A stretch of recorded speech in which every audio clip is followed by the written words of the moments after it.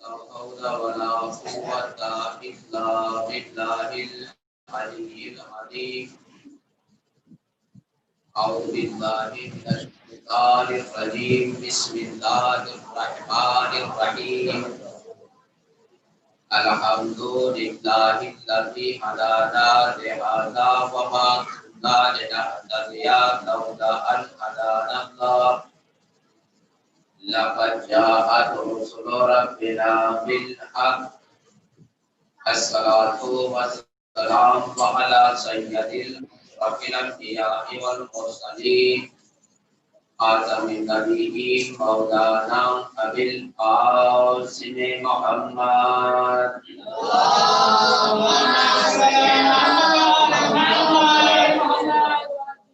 وآله الطيبين الطاهرين المعصومين المظلومين ولا الدائم على آدائهم أجمعين. أما بعد فقد قال الله الحكيم في كتابه المجيد وهو أصدق الصادقين وقوله الحق. بسم الله الرحمن الرحيم. یا مریم اصطفاک وطہرک واصطفاک علی نساء العالمین. صلی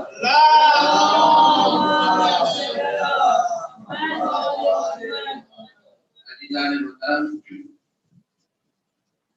اور ہمارے بزرگان عزیز، چند دنوں سے آپ کے درمیان قرآن کے موضوع پر گفتگو کر رہا ہوں. قرآن مجید نہایت ہی بے مثال کتاب ہے اور قرآن مجید عمل کی کتاب ہے، دعا کی کتاب. زندگی کے ہر پہلو میں آپ قرآن کو عملی جامہ پہنائیے، قرآن کا سہارا لیجیے، اس کی ہدایات پر عمل کریں، اس کے فرمودات کو عملی جامہ پہنائیں، اس کے بتائے ہوئے راستے پر چلیں. اگر نہ سمجھ سکیں تو اہل علم سے سوال کریں. بہترین معاون ہے اور بہترین مددگار کتاب کا نام ہے قرآن. عزیزان محترم، قرآن فصاحت و بلاغت کا مجموعہ ہے. اس زمانے میں قرآن نازل ہوا، اس زمانے میں عرب میں فصاحت و بلاغت کا بڑا چلن تھا. اللہ نے اپنے حبیب کو مبعوث کیا اور اپنے حبیب کو مبعوث کرنے کے ساتھ ساتھ آپ کو فصاحت و بلاغت کا مجموعہ آپ کے حوالے کیا. خانہ کعبہ پر عرب کے اشعار کہ بڑے بڑے شاعر اپنے اشعار کو فصاحت و بلاغت کا جو اپنا انمول ہوتا تھا اسے وہ لکھ کے لا کے لٹکا دیتے تھے اور دوسرا شاعر اس سے بہتر کلام لا کے کہہ کے وہاں پہ ڈال دیتا تھا. لیکن جب قرآن نازل ہوا، قرآن کی آیات کی تلاوت ہونے لگی اور قرآن کی آیتوں کو آویزاں وہاں کیا گیا تو اس کسی بھی آیت یا کسی بھی سورے کا کوئی شاعر جواب نہ دے سکا. صلوات بھیجے محمد والے.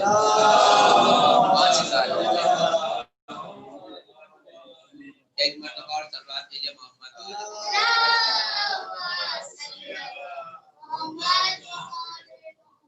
ایک مرتبہ اور صلوات بھیجے محمد والے.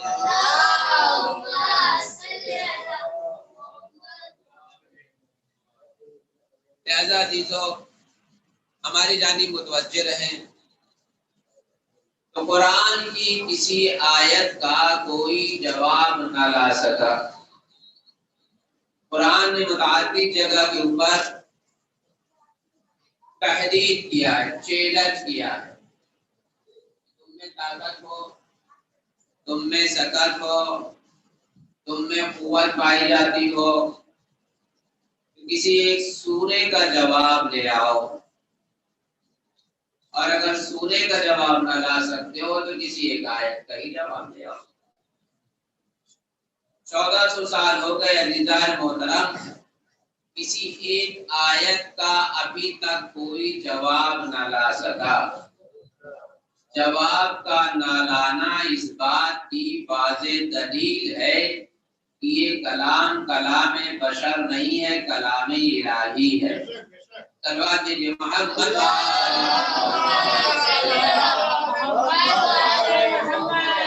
کلام بشر نہیں ہے، کلام الہی ہے۔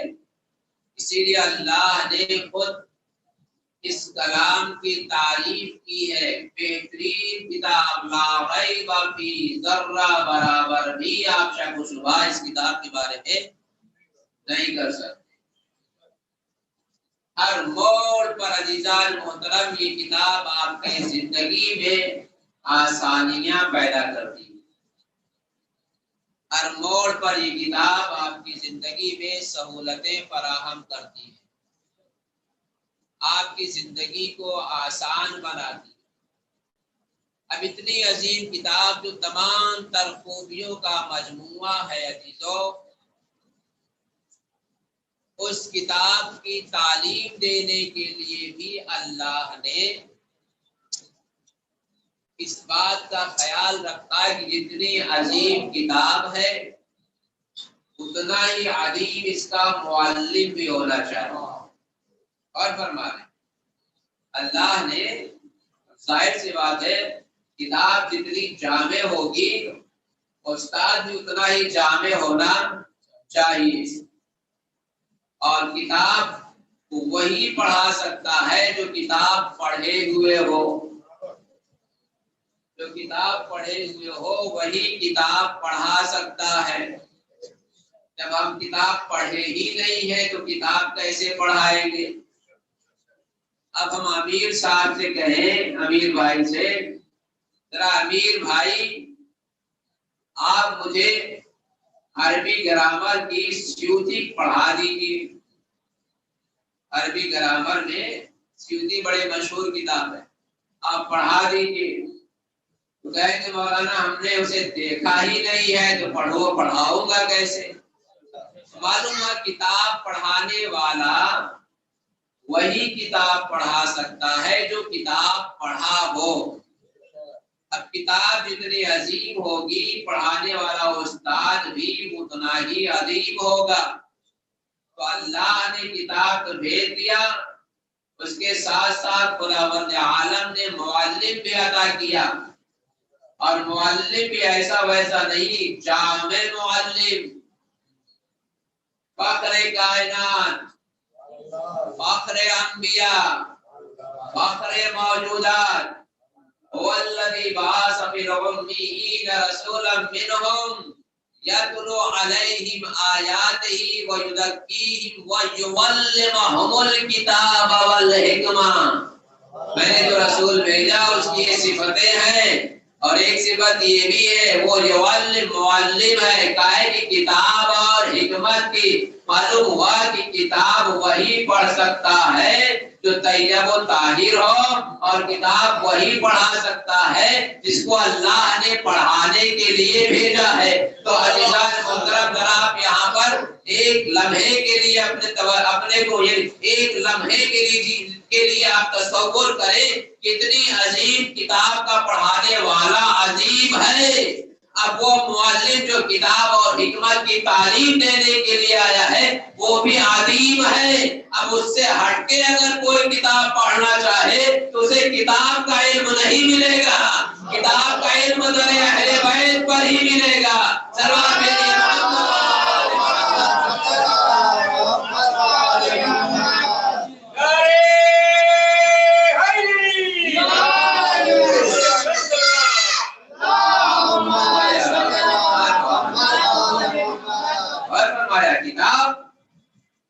پڑھانے کے لیے جب اللہ نے انہیں بھیجا یہی پڑھائیں گے.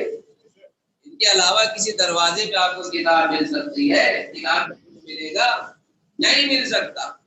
دعویٰ کر لینا کہ کتاب خدا ہمارے لیے کافی ہے، یہ بڑا آسان ہے. یہ دعویٰ کرنا کہ کتاب خدا ہمارے لیے، ہماری زندگی کے لیے کافی ہے. کتاب جب تک سمجھو گے نہیں، کتاب کے معنی مطالب تمہارے فہم میں آنے والے نہیں ہیں. کتاب کو پڑھو گے نہیں تو کتاب سمجھ میں نہیں آئے گی. عام کتابیں بغیر استاد کے سمجھ میں نہیں آتی تو قرآن آپ کیسے سمجھ سکتے ہیں؟ لہذا دعویٰ کر لینا ایک الگ بات ہے، اس دعوے کو عملی جامہ پہنانا ایک الگ بات ہے. بغیر اہل بیت کے تمہیں کتاب کا علم نہیں مل سکتا ہے، اور ڈر اہل بیت سے اگر پھٹک گئے تو سوائے گمراہی کے تمہیں کچھ نہیں ملے گا. سلوات بھیجیے محمد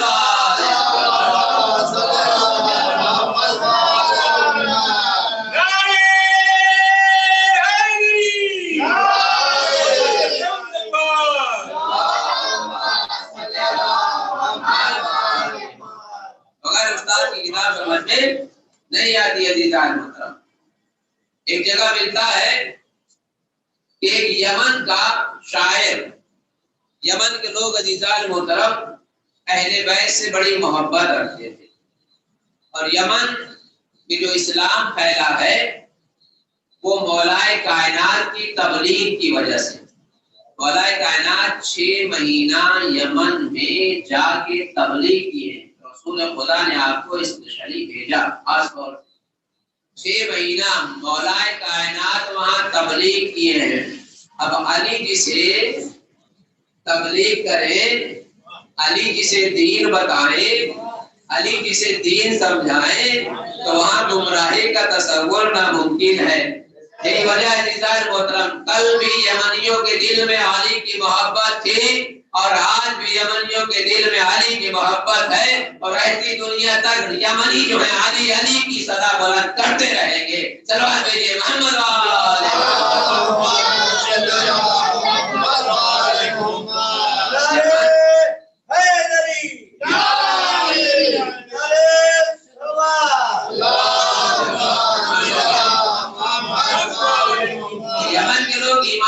مضبوط ہوتے، بڑے محکم ہیں. مالک اشتر مولائے کائنات کا بہترین کمانڈر، جنگ صفین میں ایسی جنگ کی ہے کہ تاریخ کے اوراق میں مالک اشتر کی جنگ مرقوم ہے. کتنے مافیا کے لشکر والوں کو واصل جہنم کیا تھا. کہاں کے رہنے والے تھے؟ یمن کے، یمنی تھے. غور فرما رہے ہیں، ایسے بڑے بڑے جوشیلے سپاہی جو تھے مولا کائنات کے فوج میں یمنی تھے. ایک جگہ میں نے دیکھا تھا کہ 72 شہیدوں میں 35 شہیدوں کا تعلق یمن سے تھا.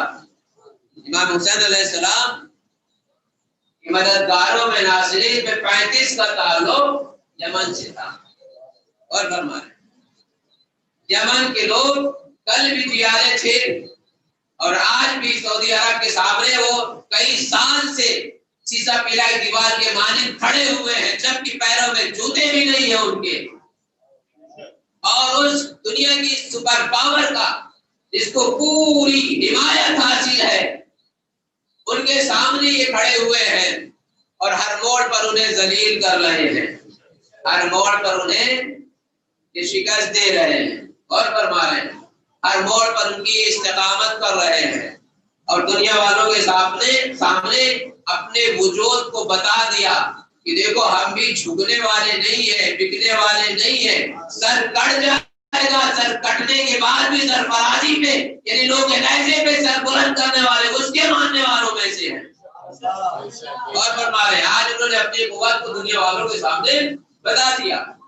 یمنی عزیزان محترم کل بھی جیالے تھے، اور ایمان کا جب ظہور ہوگا تو ان کے ساتھ بھی اکثریت یمنیوں کی.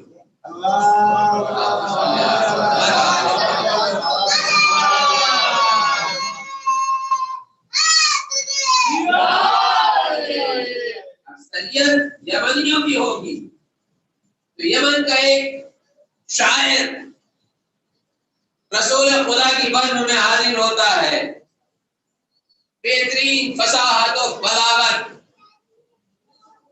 کہ مبنی ایک کلام کو، قصیدے کو رسول خدا کی خدمت میں پیش کرتا ہے، اجازت دیتا ہے، آقا مجھے اجازت دیجیے، مجھے ایک کلام پیش کرنا ہے۔ رسول خدا نے آگے بڑھایا اپنے، شاعر کھڑا ہوا یمنی اور شعر کو پڑھنا شروع کیا اس نے، بہترین شعر تھا رسول کی مدح میں، بہترین کلام پڑھا اس نے، بہترین تعریف آپ نے کی، اللہ کی مدح و ثنا کیا، رسول کی مدح و ثنا کیا، اہل بیت کی مدح و ثنا کیا، مولا کائنات کی مدح و ثنا کیا، آپ کے حسن و جمال کی مدح و ثنا کیا، آپ کے حسن خلق کی مدح و ثنا کیا، آپ کے کمالات کو اس نے مدح و ثنا کیا، پورا کلام سنا دیا اس نے، سنا کے وہ جانے لگا، سنا کے وہ مسجد نبوی سے نکلا تو رسول خدا کو یہ گوارا نہیں ہوا یہ شاعر اتنا فصیح کلام سنا کے جا رہا ہے اور اس کو خالی جانے دیا جائے، تو آپ نے وہاں پر اصحاب کو مخاطب کر کے کہا، غور فرمائیے گا، توجہ چاہتا ہوں، اصحاب کو مخاطب کر کے کہا اقطع لسانہ، اس کی زبان کو قطع کر دو، ظاہری ترجمہ اس کا یہی ہوتا ہے، اس کی زبان کو کاٹ دو۔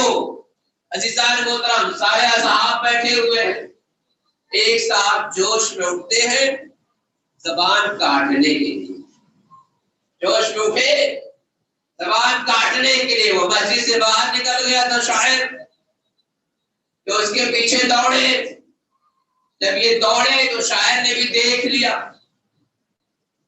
یہ مجھے دوڑا رہا ہے، اس کو لگ گیا کہ بڑے نہایت ہی بدخشین انسان ہے اور بدنماز بھی لگ رہا ہے چہرے سے، یہ بجائے ہمیں کچھ دینے کے کچھ نہ کچھ ہمیں نقصان ضرور پہنچائے گا۔ وہ بیچارہ بھاگا، آخر کہاں تک بھاگتا، بھاگنے کی عادت تو اس کی تھی نہیں، جس کی بھاگنے کی عادت تھی وہ اس تک پہنچ گیا۔ سلوات بھیجیے محمد بھائی،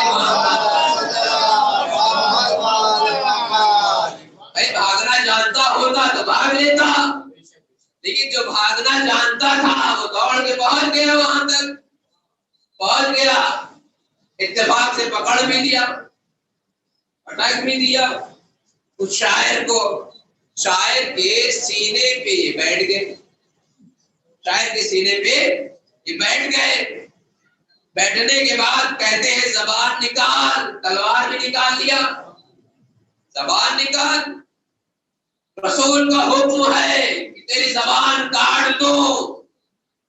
ارے کسی میدان میں حکم رسول پر عمل نہ کیا، ایک بیچارے پر عمل کرنے کے لیے تم مصیر ہو،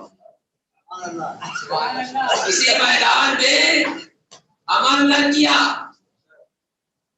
حکم عدولی کیا، اب وہ دبائے ہوئے ہے اس شاعر کا، زبان نکالو، اگر وہ نکال دیتا تو کاٹ دیتے، اتفاق ہے وہ منہ بند کیے ہوئے ہے، کھول نہیں رہا ہے، زبان نکالو نہیں نکال رہا ہے، نکالو نہیں نکال رہا ہے، اتفاق سے مولائے کائنات وہاں پر آ گئے، مولائے کائنات نے کہا ہے پسر فلاں کیا بات ہے، کہا رسول نے اس کی زبان کاٹنے کا حکم دیا ہے، کہا کیوں، کہا اس نے قصیدہ پڑھا تھا تو رسول نے حکم دیا زبان کاٹ دو، مولا نے مسکرا کر اس کے پشت پہ ہاتھ رکھا اور اس کے سینے سے ہٹایا، کہا اقطع لسانہ کا مطلب یہ نہیں ہے کہ زبان کاٹ دو، ارے رسول نے کہا اس کی حاجت پوری کر دو۔ اب انہیں یہاں کہنے دیجیے عزیزان محترم، جو رسول کے کنایا کو نہ سمجھ سکے وہ اللہ کی کتاب کو کیا سمجھے گا۔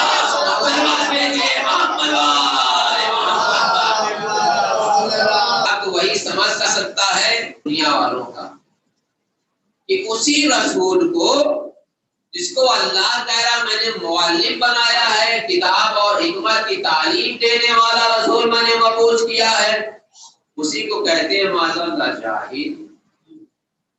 کہتے ہیں کہ جاہل پڑھے لکھے نہیں تھے، پڑھے لکھے نہیں تھے۔ میں نے شاید یہاں کبھی بیان کیا تھا کہ فدا کرنا دینے کے لیے رسول خدا کو انہوں نے جاہل بنا دیا، رسول خدا نے لکھ کے دیا تھا، انہوں نے کہتے لکھنا پڑھنا ہی نہیں جانتے تھے تو کہاں سے لکھ کے دیں گے۔ بہرحال ان کا کہنا یہ ہے کہ رسول خدا اللہ کہہ رہا ہے، قرآن اور حکمت کی تعلیم دینے والا رسول بھیجا ہے میں نے، اور مسلمان کہہ رہا ہے کہ اللہ کا یہ نبی پڑھا لکھا نہیں تھا، سمجھ میں نہیں آتا۔ یہ قرآن کی آیت سے وہ اپنا استدلال پیش کرتے ہیں۔ کیا کہتے ہیں؟ سورہ جمعہ کی آیت ہے، هو الذی بعث فی الامیین رسولا، فی امیین، امی کے معنی لغت میں جاہل کے ہیں، امی یعنی جاہل، الف میم یہ امی، امی یعنی جاہل۔ اب انہوں نے اس امی کا مطلب کیا لیا؟ امیین، میں نے ایک جاہل رسول مبعوث کیا ہے، لیکن عقل میں ان کے پتھر پڑا تھا، وَيُزَكِّيهِمْ وَيُعَلِّمُهُمُ الْكِتَابَ، ارے جاہل ہے تو کہاں سے کتاب کی تعلیم دے گا، کہاں سے حکمت کی تعلیم دے گا، کہاں سے تمہیں تزکیہ کا درس دے گا، کہاں سے تمہیں درس اخلاق دے گا جو مکارم اخلاق کا فاعل ہو۔ اب اس امی کو رسول جاہل تھے معاذ اللہ۔ کیا آپ تصور کر سکتے ہیں رسول جاہل تھے؟ بالکل نہیں۔ اگر ہم دل سے کہیں رسول جاہل تھے تو ہمارا ایمان گیا، ہمارا ایمان گیا۔ عزیزان محترم، ہمیں کلمہ پڑھنا پڑے گا۔ اب ان لوگوں کو سوچ لینا چاہیے جو دل سے رسول کو جاہل مانتے ہیں وہ مسلمان کیسے ہو سکتے ہیں؟ جواب دیجیے محمد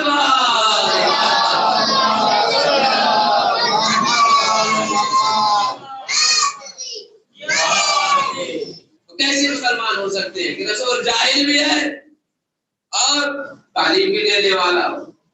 مسئلہ کیا عزیزان محترم، لفظ امی یہ مرکب لفظ کا خلاصہ ہے، اور فرما رہے اس میں یا نسبتی لگی ہوئی ہے، یہ نحوی حل ہے۔ لفظ امی یا نسبتی لگی ہوئی ہے، اور فرما رہے ہیں امیر صاحب ہیں ہمارے، یا ہمارے وقار صاحب، مولانا وقار صاحب محترم، اب یہ رہنے والے ہیں اعظم گڑھ کے، اعظم گڑھ کے رہنے والے کو اب کیا کہیں گے؟ اعظمی۔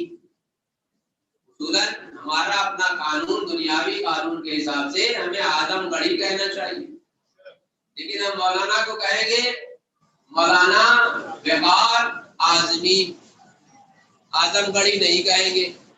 کیوں؟ گڑھ کو ہٹا دیا وہاں سے، کہا نہیں بھائی ادبی اصول کے خلاف ہے کہ گڑھ کو وہاں سے ہٹا دیا جائے۔ صلوات دیجیے محمد والے، ہٹا دیجیے تو مسئلہ ختم ہو جائے گا۔ ایک مرتبہ صلوات دیجیے محمد والے محمد۔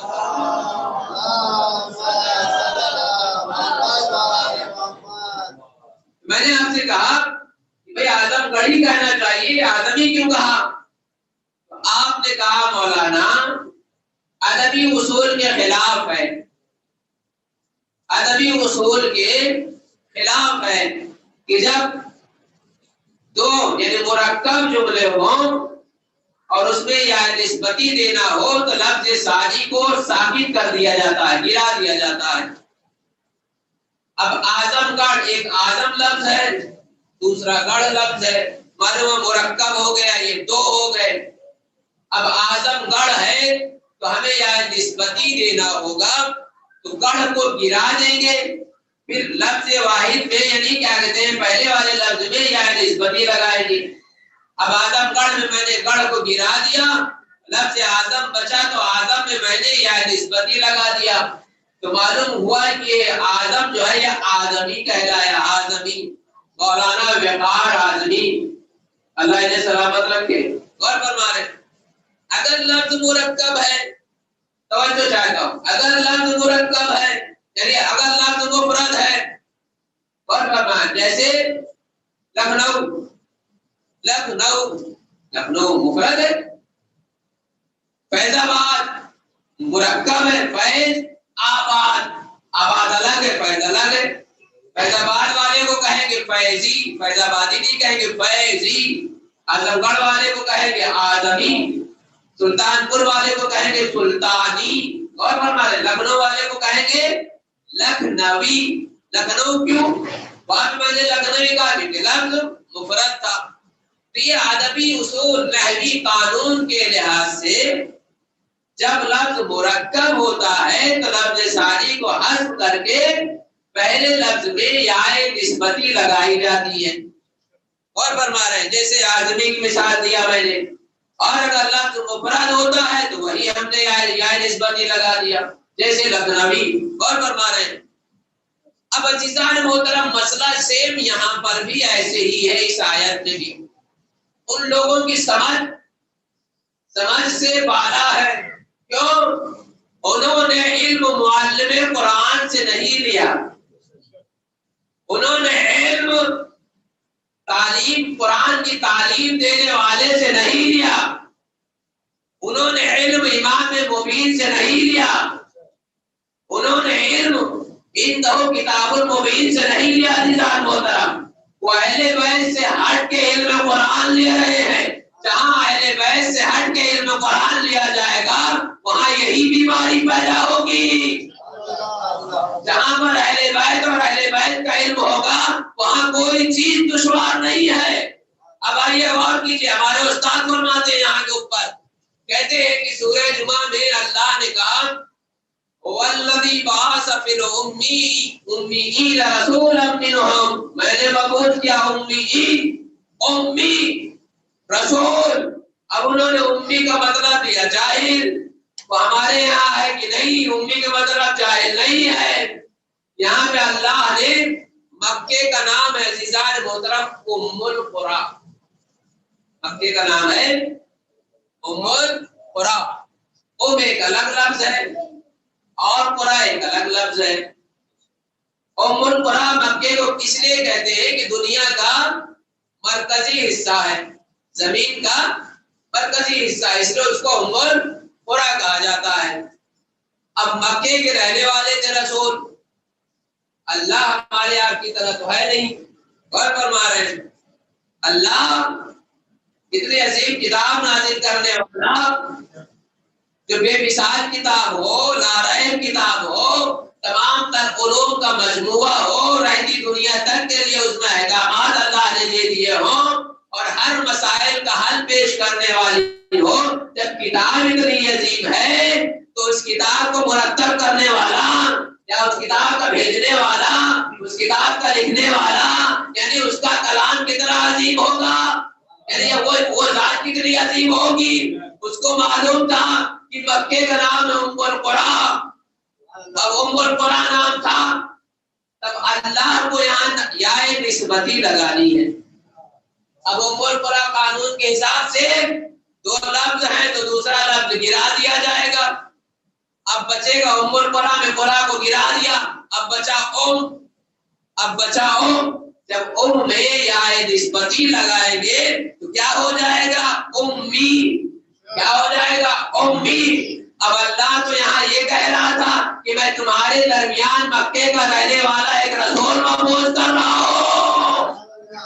اب عزیزان محترم دنیا والوں میں اور ہم میں آپ میں یہی فرق ہے، ہم نے علم علی کے دروازے سے لیا تو ہم نے رسول کو امی مطلب ام القری کا رہنے والا، اب انہوں نے بغض علی میں علم لیا تو رسول کو جاہل بنا دیا۔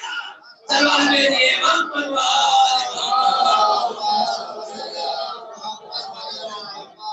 قبر کے باہر جو کر لے تیری قبر کے اندر، تو قبر کے باہر جو کر لے تیری قبر کے اندر، ارے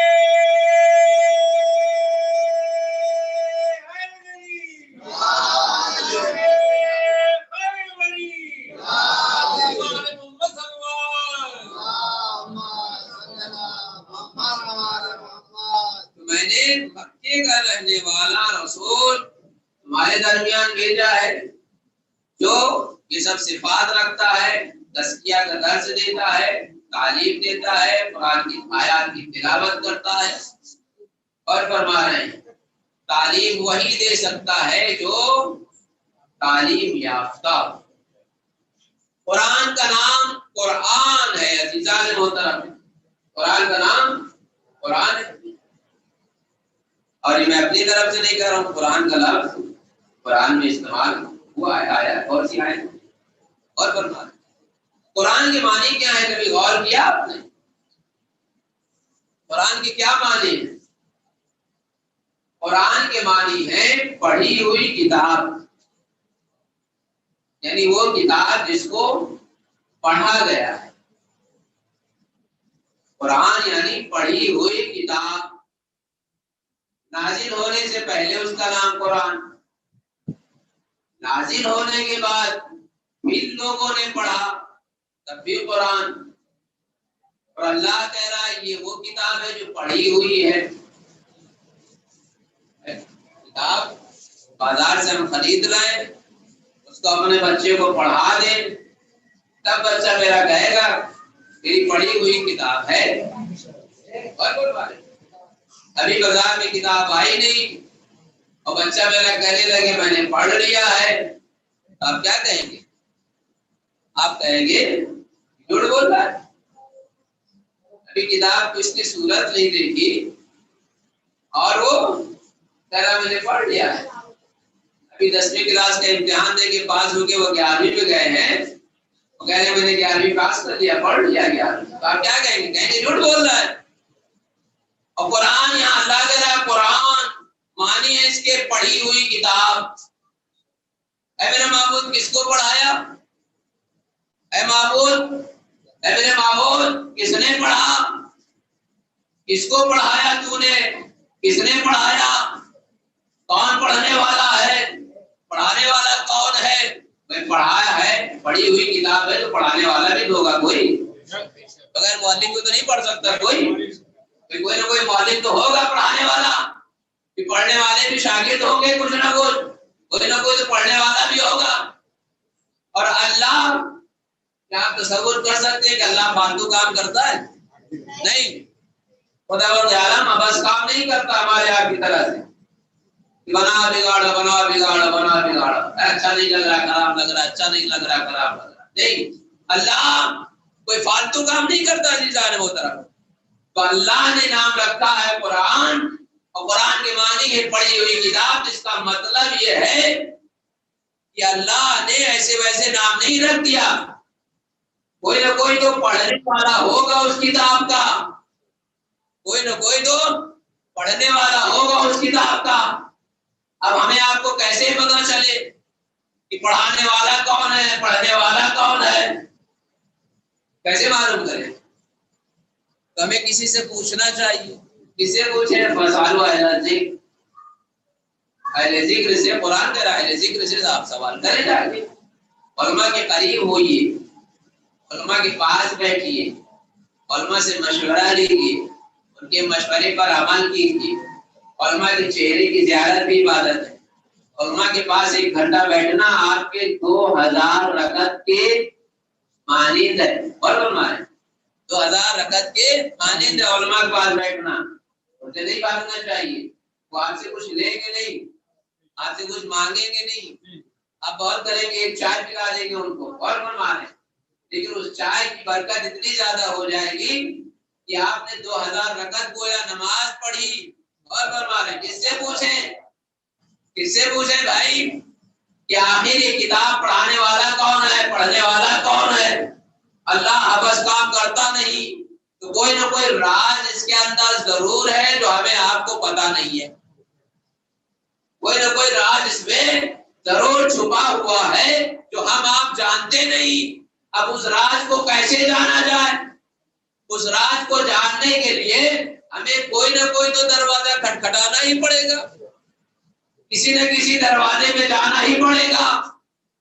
اب ہمیں ایسا ہی دروازہ تلاش کرنا ہے کہ جو با فضل ہو، جو علم والا گھرانہ ہو، جس کے یہاں علم پایا جاتا ہو، جو معلم قرآن ہو، جو قرآن کی تلاوت بھی کرتا ہو، قرآن کی تعلیم بھی دیتا ہو۔ اب مجھے کہیں ادھر ادھر تو جانا نہیں جنگل میں، جنگل میں مجھے تو نہیں جانا، مجھے کسی ایسے ہی گھر میں جانا ہوگا جہاں پہ علم قرآن ہو، جہاں پہ قرآن دینے والا ہو، قرآن کی تعلیم دینے والا ہو، قرآن کی تعلیم اس کے پاس ہو، علم قرآن اس کے پاس ہو۔ عزیزان محترم، ہمیں کہیں نہیں جانا ہے، ہمیں قرآن ہی میں تلاش کرنا ہے۔ چلیے ہم مانتے چلو ہمیں قرآن ہی میں تلاش کرنا ہے کہ اے میرے معبود، تو نے قرآن کا نام قرآن رکھا اور قرآن کی معنی ہے پڑھی ہوئی کتاب، تو نام رکھنے سے پہلے ہی آپ نے کسی کو تو پڑھایا ہوگا جس کو قرآن کا علم ہوگا، پھر قرآن کو تو نے نازل کیا، پھر قرآن کا نام قرآن رکھا۔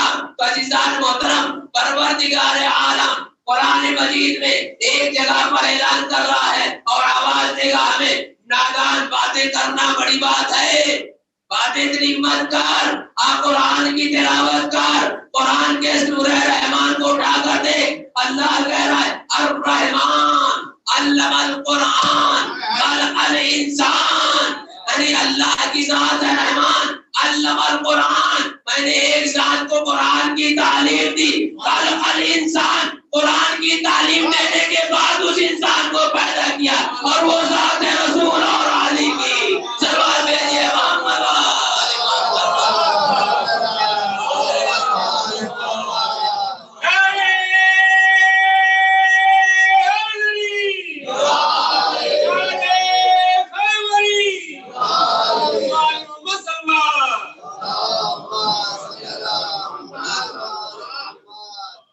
الرحمن علم القرآن، ذات پروردگار رحمان ہے، علم القرآن، قرآن کی تعلیم دیا اس نے، خلق الانسان، پھر انسان کو پیدا کیا۔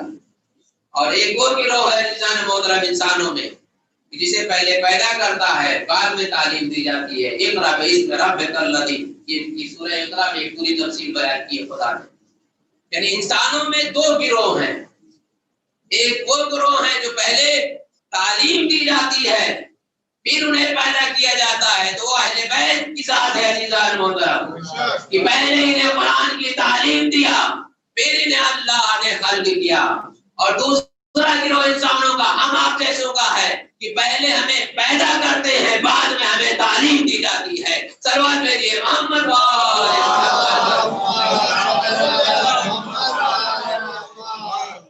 پیارا قرآن پڑھی ہوئی کتاب، بہترین مجموعہ ہے۔ میں نے اپنی گزشتہ تقریر میں بیان کیا، قرآن پر عمل بھی کیا، نہایت جامع کتاب۔ اور آج کی مجلس میں ایک آپ کو درس دے کے جا رہا ہوں، آپ مجھے یاد کریں گے۔ اللہ چاہتا ہے کہ آپ خوشحال رہیں، کوئی پریشانی خدا کی جانب سے نہیں آتی، یہ سب ہمارے گناہوں کا نتیجہ ہوتا ہے۔ لیکن انسان ہے، غلطیاں ہو جاتی ہیں، انسان کو توبہ کر لینا چاہیے۔ توبہ کا مطلب یہ ہے کہ ہم نے یہ جو گناہ کیا ہے اس کے بعد ہم گناہ اب نہیں کریں، اس کو کہتے ہیں توبہ۔ روزانہ گناہ کریں اور روزانہ شام کو توبہ کر لیں، نہیں۔ گناہ کا مطلب یہ ہے، توبہ کا مطلب یہ ہے کہ ہم نے توبہ کیا ہے، اب ہم سے یہ گناہ نہیں ہوگا، زیادہ انسان کو توبہ کر لینا چاہیے۔ اور قرآن مجید سے ہمیں استمداد کرنا چاہیے، قرآن پڑھنا چاہیے، آیات کو پڑھنا چاہیے، سورے پڑھنا چاہیے، اور خاص طور سے نماز صبح نہیں قضا ہونا چاہیے۔ صبح میں آپ جگیے، 2 رکعت نماز پڑھیے، 2 رکعت نماز پڑھنے کے بعد آپ سورہ یاسین پڑھیں، ضرور پڑھیں۔ یہ آپ کی 2 رکعت کی نماز 2 منٹ کی ہوگی، اور سورہ یاسین پڑھیں گے تو 5 منٹ لگے گا۔ 7 منٹ کا آپ کا یہ عمل آپ کی پورے دن کو پرسکون بنائے گا۔ آپ پورے دن ہر طرح کے حادثات سے محفوظ رہیں گے، ہر طرح کی لڑائی سے آپ بچے رہیں گے، ہر طرح کے ٹینشن سے آپ محفوظ رہیں گے. سورہ یاسین بہترین دوا ہے، دوا نہیں دوا ہے. آپ کا کتنا ہی بلڈ پریشر بڑھ رہا ہو، اس کے پڑھنے سے اس کو آپ کنٹرول کر سکتے ہیں. اور فرما رہے ہیں آپ پہ کوئی اٹیک نہیں آئے گا، ہارٹ کہیں بھی گر گئے مر گئے، یہ سب نہیں ہونے والا. اور اگر آپ اسی کو تھوڑا سا زینت دے دیتے ہیں کہ سورہ یاسین پڑھ کے میں نے اس سورے کا ثواب جناب ام البنین مادر جناب عباس علیہ السلام کو ہدیہ کیا.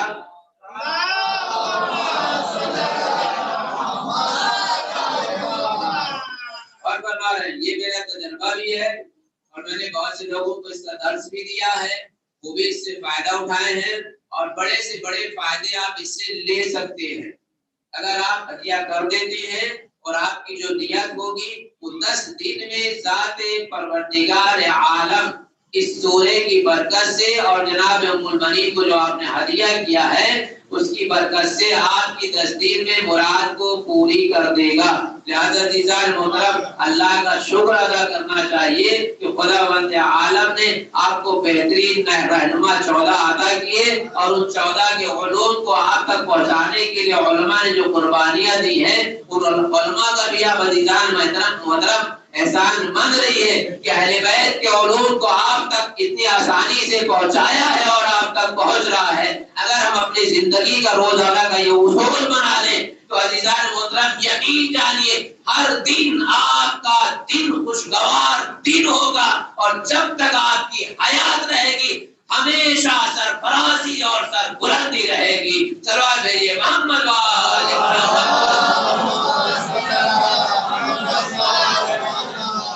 ایسا یہ بڑی نعمت ہے. سب چیزوں پر ہمیں عمل کرنا چاہیے، اپنی زندگی کو خوشگوار بنانا چاہیے.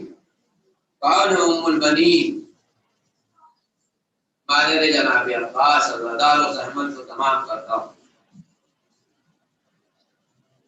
جناب ام البنین کے لیے ملتا ہے عزادارو جب مدینے میں شہداء کی شہادت کی خبر ملی ہے تو جناب ام البنین کی کانوں سے جیسی آواز بشیر کی سنائی دی کہ اے اہل مدینہ، مدینہ رہنے کے لائق نہیں ہے، حسین کربلا کے میدان میں مارے گئے. اے اہل مدینہ، مدینہ رہنے کے لائق نہیں ہے کہ کربلا میں حسین کا گھرانہ قربان ہو گیا. جناب ام البنین جب اس آواز کو سنتی ہے دروازے کے پاس آئی، آنے کے بعد کہتی ہے اے سنانے والے تو کیا سنا رہا ہے؟ اگر میرا حسین مارا گیا تو میں عباس کا دودھ نہیں بخشوں گی. اگر میرا حسین مارا گیا تو عباس کا دودھ نہیں بخشوں گی. عزادارو اتنا سننا تھا کہ بشیر نے کہا ہے بی بی ارے عباس فرات پر پانی لانے کے لیے گئے تھے، اپنے دونوں بازوؤں کو کٹائے فرات پر سو گئے. ارے جب تک عباس زندہ تھے حسین پر کوئی آج نہیں آئی. جزاکم ربکم عزادارو خدا آپ کو کسی غم میں نہ رلائے سوائے غم اہل بیت کے. تاریخ کہتی ہے جناب ام البنین نے خوب مصائب پڑھے اور آپ کی زندگی کا ایک شعار رہا ہے جب تک آپ زندہ تھی جنت البقیع جاتی تھی اور وہاں پر جانے کے بعد عزادارو 2 قبر اپنے ہاتھ سے بناتی تھی. ایک قبر پر امام حسین کا نام لکھتی تھی اور ایک قبر پر جناب عباس کا نام لکھتی تھی.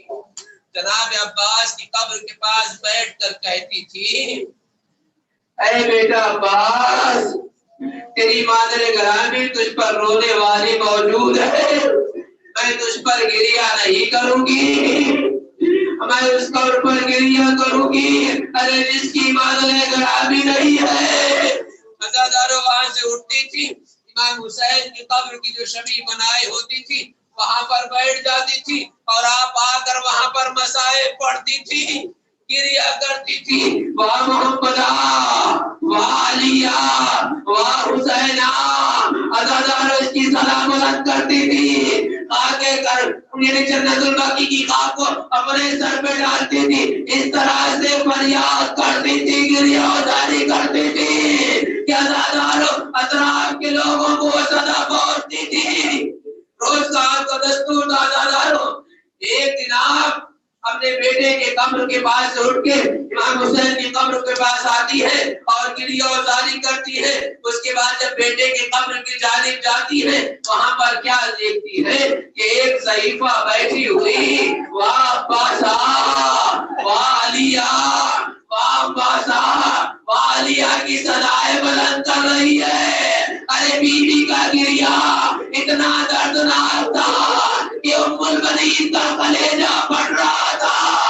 ارے ام البنین تڑپ گئی، ارے بیوی، ارے اس قبر پہ رونے والی، اس قبر کی رونے والی ماں موجود ہے۔ ارے آپ کون ہیں جو میرے لال کا ماتم کر رہی ہے؟